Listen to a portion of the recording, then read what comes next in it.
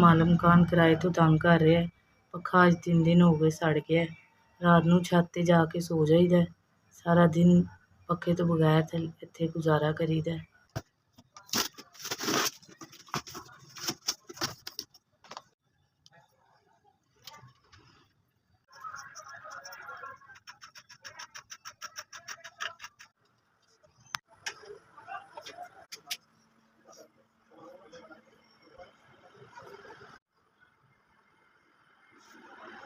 अस्सलाम वालेकुम जी, ਤੁਹਾਡੀ ਬਹੁਤ ਮਿਹਰਬਾਨੀ। ਸਾਡੀ ਤੁਸੀਂ 15,000 ਦੀ ਹੈਲਪ ਕੀਤੀ ਹੈ, ਜਿਸ 'ਚੋਂ 10,000 ਰੁਪਏ ਦਾ ਤੁਸੀਂ ਸਾਨੂੰ ਪੱਖਾ ਲਗਵਾ ਕੇ ਦਿੱਤਾ ਹੈ। 5,000 ਰੁਪਏ ਦੀ ਤੁਸੀਂ ਸਾਡੀ ਨਗਦ ਮਦਦ ਕੀਤੀ ਹੈ। 5,000 ਰੁਪਇਆ ਤੁਸੀਂ ਸਾਨੂੰ ਨਗਦ ਦਿੱਤਾ ਹੈ। ਅਸੀਂ ਤੁਹਾਡੇ ਬਹੁਤ ਸ਼ੁਕਰਗੁਜ਼ਾਰ ਹਾਂ।